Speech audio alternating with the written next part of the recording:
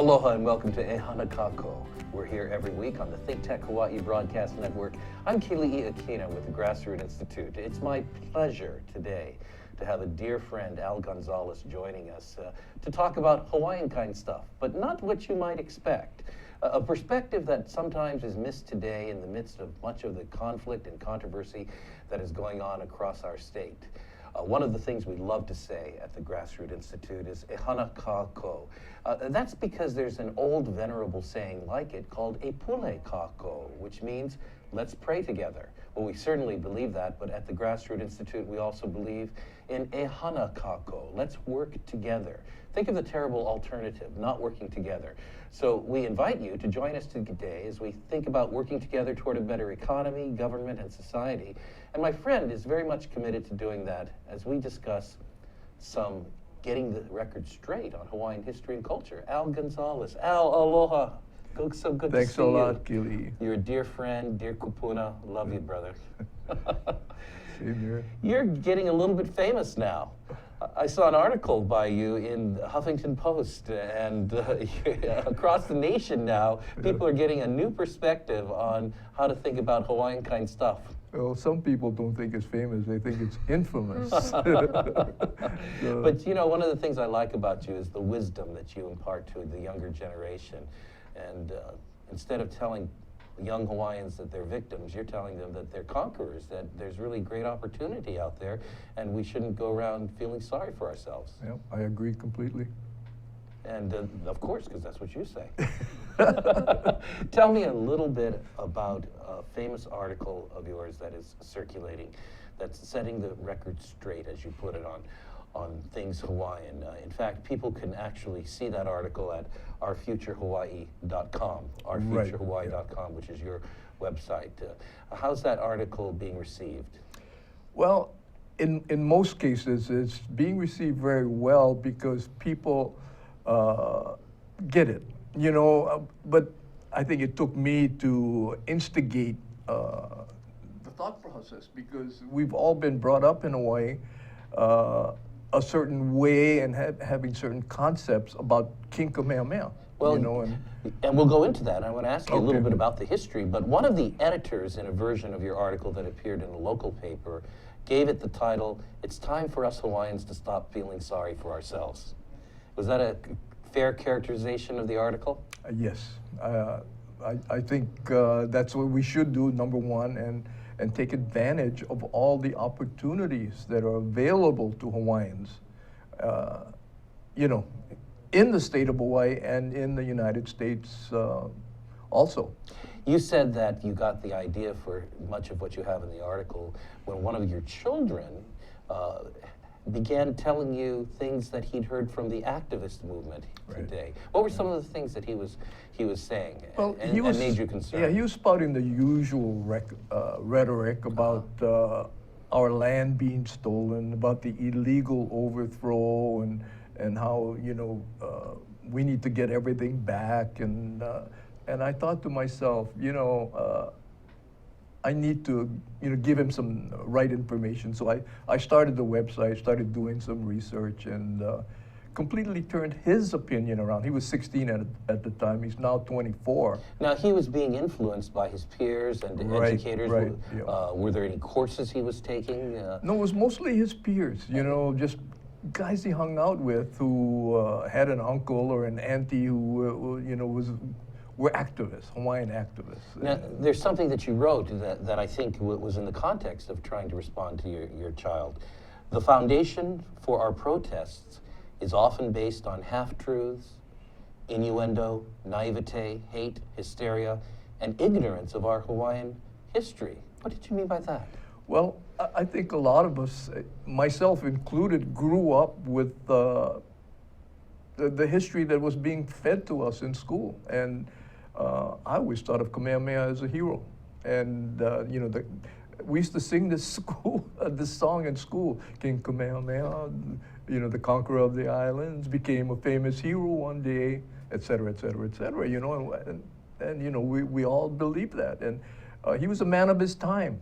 He was a great warrior. Don't get me wrong. I am not saying anything bad about Kamehameha, but we need to to judge him on what he was in his time and not judge him in modern day parameters. Now, you suggest in what you've written that we have a more objective and critical view of people such as Mao Zedong or Stalin or other conquerors who've used similar means, but we somehow have a very whitewashed version of King Kamehameha, and your purpose is not to put him down, but Not at all, but not to at look all. realistically. Would you say Kamehameha exhibited the aloha spirit? No, not at all. The aloha spirit came much later. What did he display? Well, he was a warrior king, and he was a very strong personality. And if you read about what he did working with the white man, he was always in control. He was the boss, and so he was a great man of his time. Now, one of the things, yes, go ahead. Well, I was just going to say, no, not the aloha spirit. In fact, he probably wouldn't have been regarded as being full of much aloha by the general population of Hawaii. You point out that Kamehameha was part of a race that had come over from the Tahitians, and that the Hawaiian Islands were not a place where there was just one homogeneous race living happily together, but there was a great deal of strife under him. Oh, definitely. When his ancestors came, when the first Tahitians came over, there were people living here already. They were, they, as far as I'm concerned, were the indigenous people. And they were conquered by the Tahitians and enslaved and brutalized for nearly 1,000 years. People don't realize that, so what some people say the Americans or the United States has done to us is nothing compared to what the Tahitians did to the indigenous people. So you say that the Hawaiian people have experienced conquerors for quite a while. And, yes. and that the further back we go into the history of the Hawaiians, the more we're going to see this history of conquest and warfare and defeat and taking away of rights and privileges from people. In fact, here's an interesting statement that you make. In the old days, that's what people believe about. It was not a paradise. It was only a paradise if you were an ali'i or a ruler like Kamehameha. Do you want to explain a little bit about that? Yeah, the ali'i owned everything. They owned the land, they owned the people, they owned the resources. Of course, next to the ali'i were the kahuna. They enjoyed a pretty good life. And then if you were a good fisherman, if you were a good builder of grass huts, your life was pretty good. But if you were just maka'ainana, you were pretty much, like the dogs and the chickens and whatever. It's like you had to do what the ali'i said, and the rules were pretty strict. So if you were one of the ordinary people, the vast majority of the population, you'd be, as you say, maka'ainana, which is common folk. Right. And going back to that lifestyle would not be a paradise at all. It would be one in which you didn't own property, one in which everything was owned by the rulers, one in which you didn't have rights. In fact, you describe in your work a caste system similar to that of India. Yes, that's right. You had the ali'i, of course, then kahuna, and then below the kahuna you had the warriors, then nakoa, and some of the tradespeople that were skilled.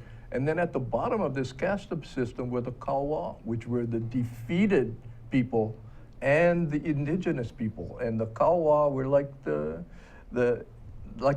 India, the the untouchables in India. So pretty much the kawa were, they could do whatever they wanted with the kawa. So one of your concerns is that a lack of information causes people today sometimes to say, if we were to go back to the way we were before the United States, if we were to go back to the way we were under the ali'i, then we could have our land back. But what you point out is they didn't have land at all. That was owned by the ali'i, really. That's right, because people talk about the Great Maheli, Yes, which was the an land attempt division. to have some Native Hawaiians have land. Now the Great Mahele, the ali'i, the chiefs, and then a third of the land was going to be supposedly for the Native Hawaiians. But as we all know, after the Great Mahele, 99% of the land in Hawaii was owned by foreigners. And, so getting our land back, so to speak, we never had it in the first place, unless the ali'i. So what are we going? Is the United States going to give the land back to the ali'i?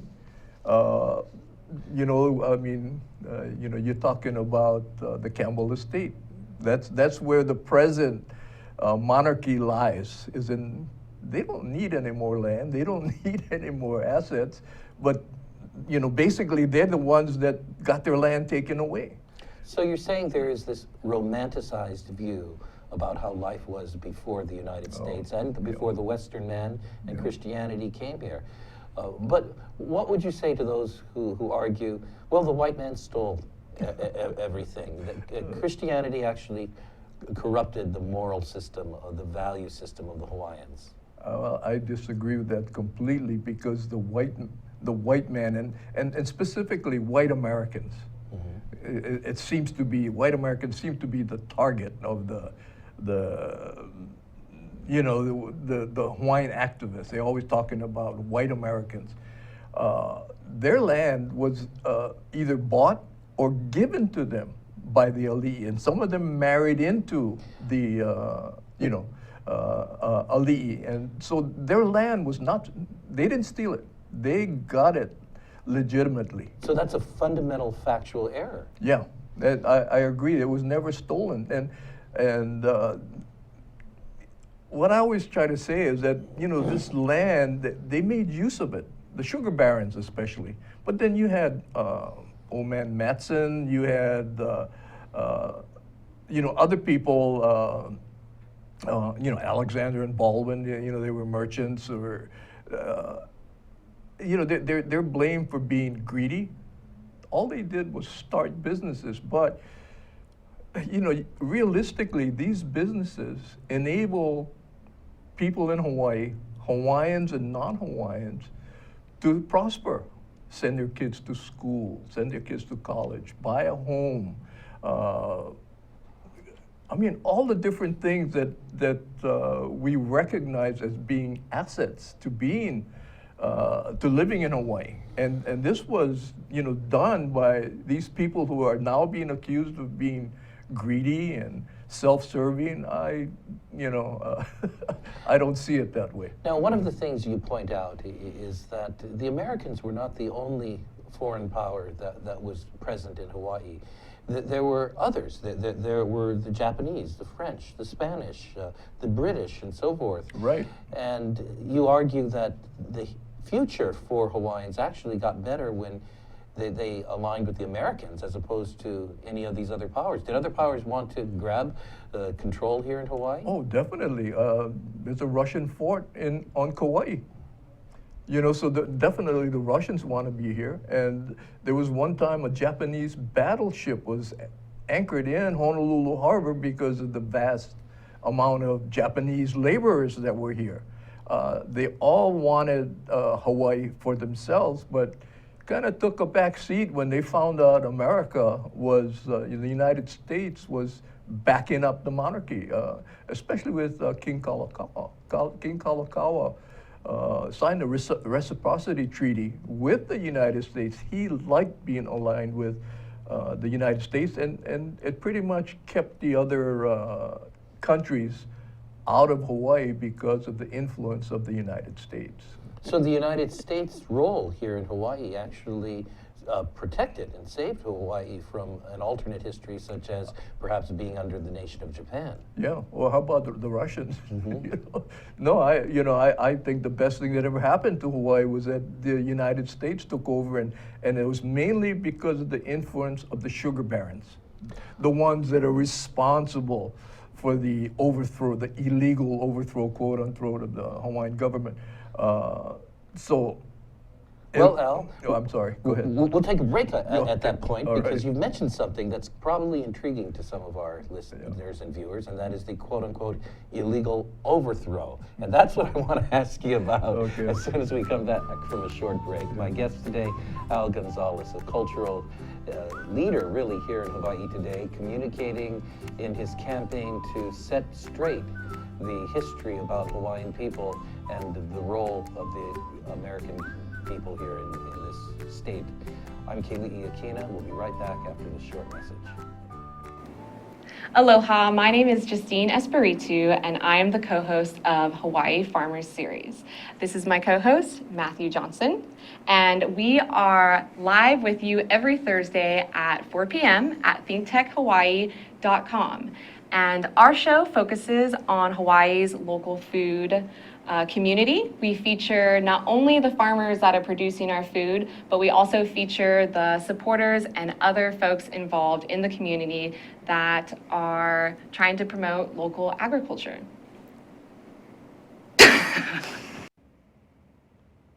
Aloha, I'm Kaui Lucas, host of Hawaii is My Mainland, here on Think Tech Hawaii every Friday at 3 p.m.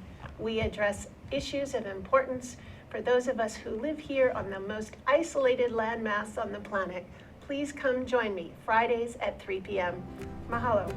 Welcome back to Ehana Kako, here every week on the Think Tech Hawaii Broadcast Network. I'm Keli Akina with the Grassroots Institute. My guest today, a fascinating gentleman, Al Gonzales, and we're talking about Hawaiian Kine Stuff, setting the record straight in terms of Hawaiian history. Before we dive back into our conversation, I do want to say a big mahalo to Jay Fidel, the producer, and all of the people who work here and who volunteer at Think Tech Hawaii. It's a great organization producing for you out there 30 to 35 hours of original content from Hawaii and sending it across the world. And you can get all of that content at thinktechhawaii.com. Now back to our fascinating discussion of a perspective of the Hawaiian history that is often missed today. Al, I really appreciate what you have to share. Before we go on, let me ask you this question.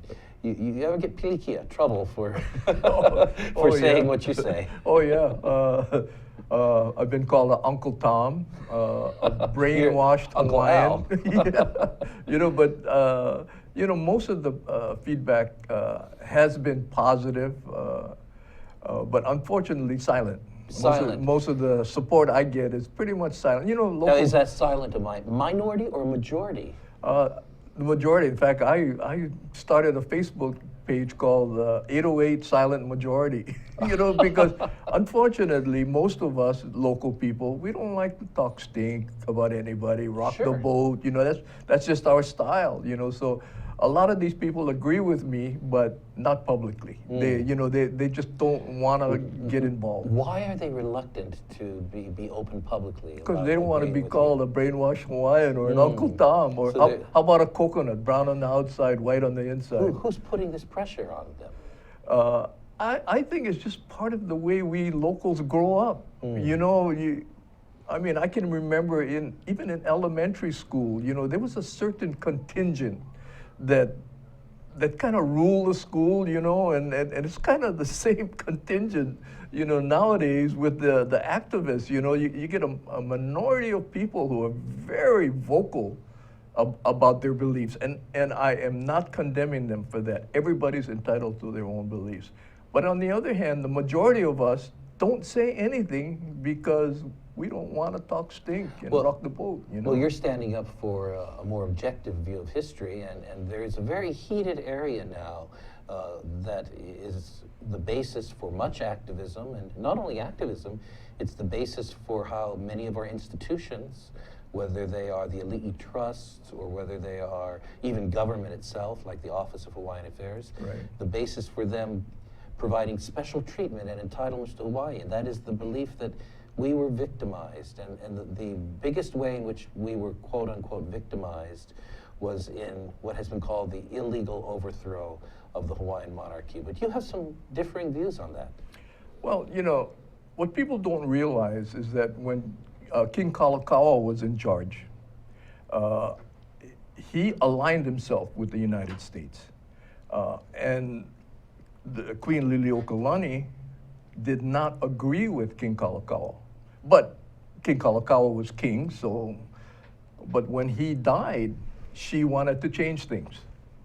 And I mean, can you blame the sugar barons for standing up for what was theirs and had been for generations? So they asked the United States for help, and the United States came in, gave them help, and we have the illegal overthrow. Now, we had a beautiful constitution that goes back several decades, and one marvelous version of it was the 1840 Constitution, in which the rights of all the people were enumerated, which changed a system in which only the elite, the elite, had rights and privileges. That's right. And that document in 1840 was very much patterned after the Declaration of Independence and the Constitution of the United States. It even went so far as to say that God has made of one blood all people to dwell together in harmony. So, Right. so it was very much an advanced document. And what you said earlier is that the Queen was trying to change the system. Was that to go back to a system where the monarch had absolute control? Well, I guess we'll never know because she never got the chance, you know, but I'm assuming that the powers to be at that time did not want change. And it wasn't only them, the majority of the people, most of them non-Hawaiians, of course, but they didn't want change either. You know, the laborers that were happy working in the plantations, they were able to support their families and stuff like that. And I think people forget that there were other people here besides the Native Hawaiians, you know? Well, that raises another issue as well, and that is the way those people were regarded. Some of the movements today to reestablish a Hawaiian government try to draw a distinction between those who have Native Hawaiian blood and those who do not. But did that distinction exist in the Kingdom of Hawaii at the end of the 19th century under the monarchs? Well, you know, Weren't all people of all races allowed to be citizens? yeah, and you know, it was, I think the multiracial thing was more accepted back then than it is now by certain factions of Native Hawaiians. You know, it's turned into, you know, pretty much a racial thing, you know, and, you know, most of the activists don't have Hawaiian last names. You know, Chinese, Japanese, Filipino, Portuguese. My name is Gonzales. My grandfather came from the Philippines. My mother's Hawaiian Chinese. You know, look at you. Yes. I mean, you know, so. Point out. So, yeah, that's right. And like I keep telling people, I feel Hawaiians are people who have a Hawaiian heart, especially the ones that were born here and don't have Hawaiian blood. People who have come here, like my wife came here when she was 12 years old.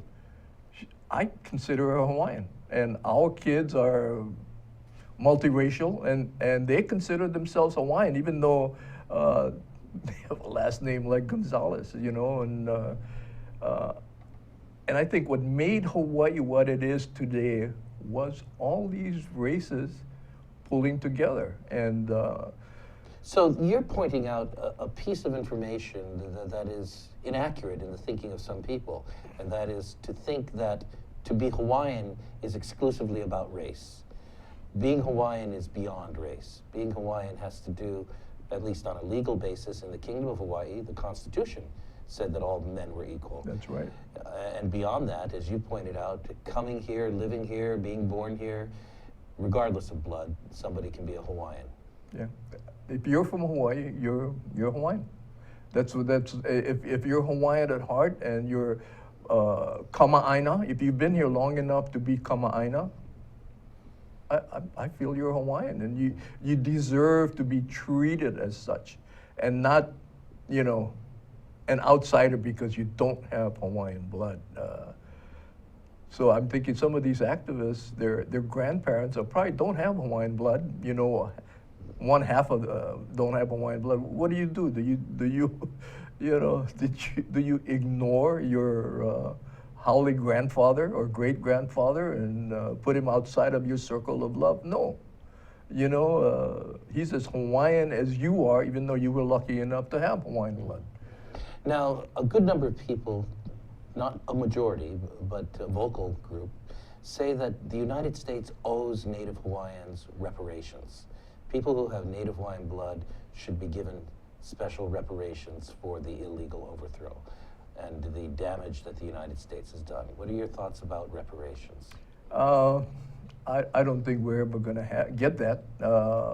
We can want it, but I don't think it's something that we deserve. You know, the Hawaiians or Native Hawaiians get more benefits than anybody else in the United States. We were talking about that earlier.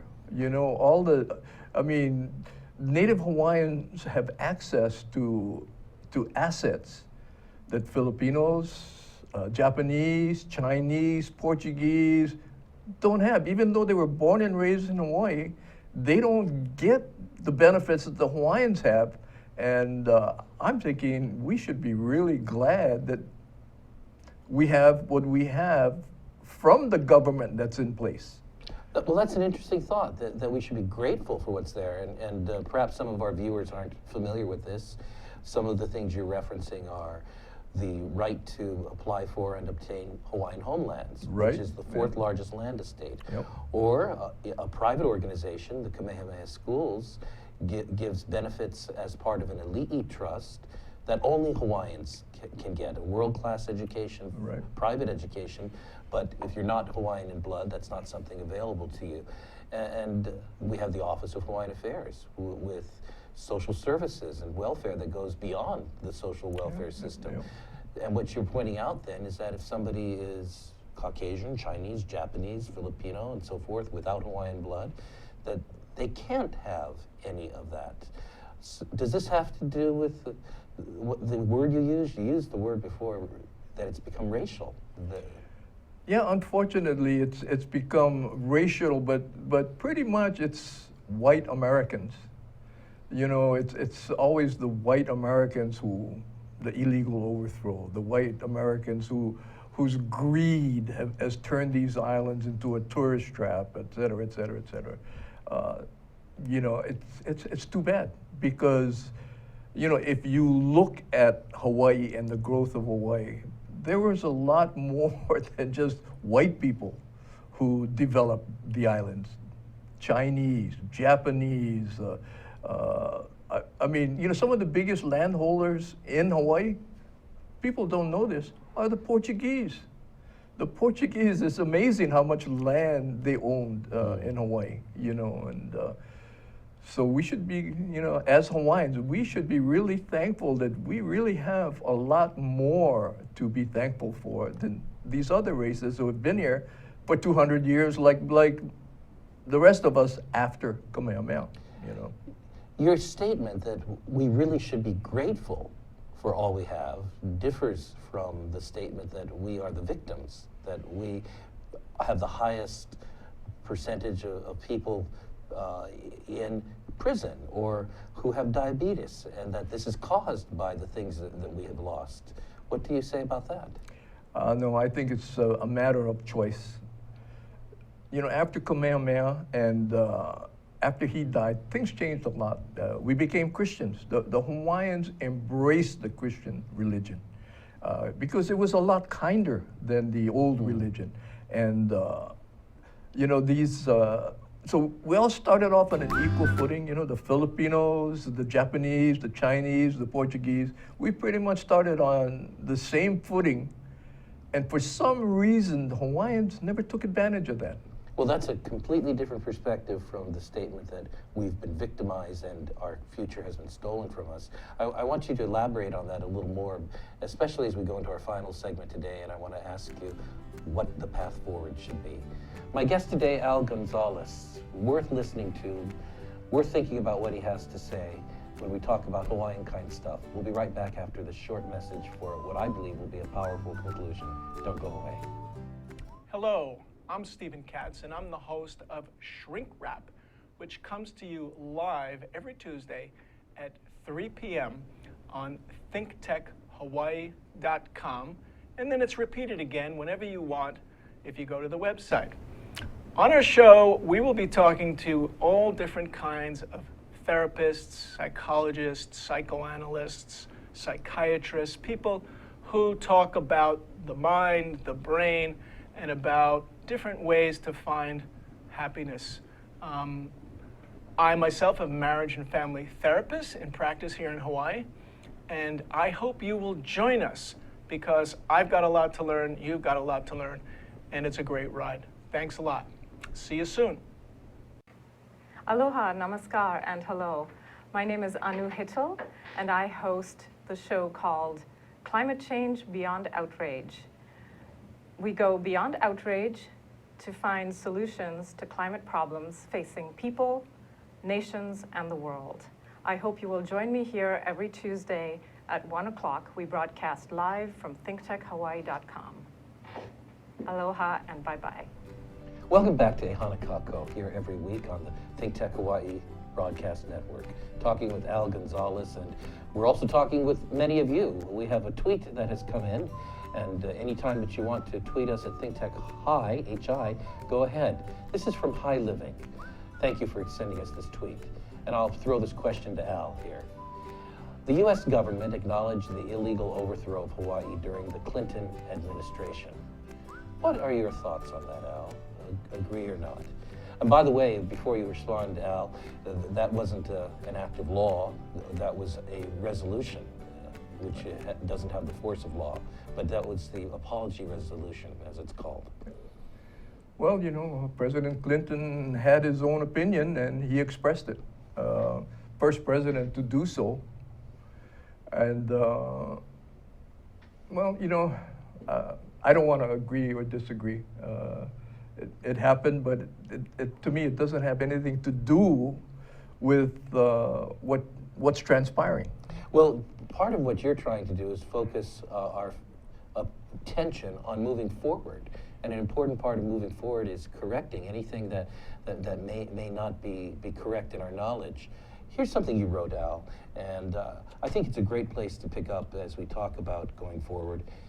You wrote, "Stop blaming our failures on others. This mentality has become an anchor around our neck that continues to drag us down. Our leaders need to educate all Hawaiians to forget about the past and move forward to the future. Let us rid ourselves of the hate and hysteria-based rhetoric on our march towards self-determination." Well, self-determination is a very big movement today, and it seems that what you have to say about it is that we should stop blaming our failures on others. No, I agree. I mean, we've had... Of course. Yeah, of course, I said it. That's right. I said it, so I should agree. But, you know, we've had all the same advantages as the other races. We have not taken advantage of them. I shouldn't say all of us. You know, some of us haven't taken advantage of it. And, you know, as Americans, you know, we can have our cake and eat it too. We can be, you know, we can have self-determination and participate in what Hawaii has to offer. Education, jobs, a future for our kids. You know, I'm doing this mainly for the younger generation to you know, look at two sides of the coin. Right now, all they're hearing is the race-based rhetoric, and it's unfortunate. They should be able to make up their own mind. If they want to go, you know, and be a part of the existing rhetoric, well, that's their decision. But I feel that they should at least know the facts, you know, and the true history, rather than you know, somebody dreaming, you know, something up and forgetting about one side of the coin and pushing the other side as fact, and forgetting about the past. You cannot move into the future if you forget about the past. We all know that. Now you talk about other groups of people who've come here and that they were on equal footing with all of us, and they've managed to achieve great things, or many of them have. The Chinese came as laborers on the camps. Right. The Japanese came as laborers on the camps. So did later groups like the Filipinos and so forth. and many of them have faced extraordinary challenges, working for years upon years just to get enough cash to pay off their indenturement and so forth. Are you saying that Hawaiians haven't had it harder than them, that we've had equal opportunity amongst all people here, and that we should seize that opportunity? Well, you know, I think we had the equal opportunity to do what the other races did. We chose not to. Not all of us, because there are some very successful people with Hawaiian blood, you know, who took the reins by the hands and made something of themselves because of they could see all the advantages of being American. But some of us didn't do it, and now when we see what's transpired over the years, we're complaining and blaming the illegal overthrow. We're blaming the greedy white Americans. I mean, it's unfortunate. You know, once a trustee in the Office of Hawaiian Affairs whom we interviewed here said to me during the break, you know, Keli, most of us Hawaiians are mostly something else. That's right. And as I thought about that, I thought, that's actually a great tribute to the strength of our gene pool. The ability to intermix with people but the identity then changes. Let's talk a little bit about that, the fact that we Hawaiians are, yes, we're Hawaiians, but we're also Japanese, Chinese, Caucasian, other races. Yeah, no, you know, I agree with that. It seems like everybody's just taking the fact that having Hawaiian blood makes you special, makes you whatever, you know. But like, we're all a mixture of different races, and being Japanese Hawaiian is about as Hawaiian as you can get. In fact, Chinese Hawaiian is the main mixture in Hawaii. And Chinese Hawaiians all over the states have succeeded, some at extraordinary levels. So, yes. You know, so, I mean, look at you. You're Chinese Hawaiian, I'm Chinese Hawaiian. Chinese Hawaiian. Yeah, and thank God. You know,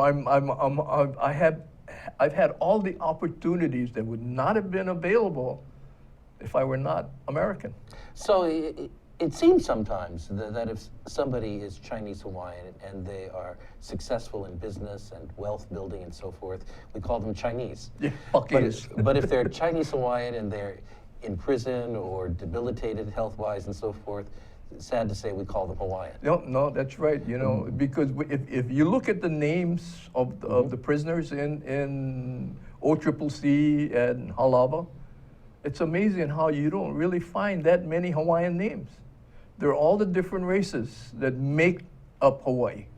So really, there isn't an objective basis to say the Hawaiians have been defeated or victimized more than anyone else. That it's more a choice somebody makes to see it that way. And what you're saying is we should stop seeing it that way. That doesn't help. You talk to young people. You've raised your own children. What is it you want to tell Hawaiian children about the future? Forget about the past, move into the future, take advantage of all the opportunities that you have, not only being American, not only being a member of the state of Hawaii, but also take advantage of, if you have Hawaiian blood, all the benefits that entails you. If you do all of those things, you're going to succeed. Contemporary issue. Recently, there have been tremendous number of protests at Mauna Kea on the Big Island to shut down, ultimately, the 30-meter telescope, which now may be leaving Hawaii for good. We lose that opportunity to have a world-class center for science. What are your thoughts about that? I believe if King Kamehameha or any of the ali'i, King Kalakaua especially, were alive today, they would welcome the 30-meter telescope, because the Hawaiians and as explorers and travelers relied on the stars a lot. A lot of our culture is based on the stars. So to have a better learning of the stars and to have something as amazing as that telescope, they would like it, and they would definitely support it. That's my belief, and a lot of other people believe that too, because our culture is based so much on the stars. Well, Al, I want to thank you so very much for being on the program today. I appreciate your mana'o, your wisdom, and your courage also to stand up and to share it. So I hope to have you back again sometime. All right. Thanks, Keli. Aloha It's been to an you. honor. My guest today, Al Gonzales, has shared his heart, what we call his mana'o, with all of us, his wisdom. And I hope you appreciate it. Whether you agree with everything that Al says or not, he says it with a true spirit of aloha and an important quality that we need to impart to the next generation of Hawaiians, all Hawaiians, Hawaiians by blood and Hawaiians at heart. And that is that we have incredible opportunities as we work together, live together, and move into the future as one people. That's why at the Grassroots Institute we say, e hana kako, let's work together. Until next time, I'm Keli Akina with the Grassroots Institute on Think Tech Hawaii's broadcast network. Aloha.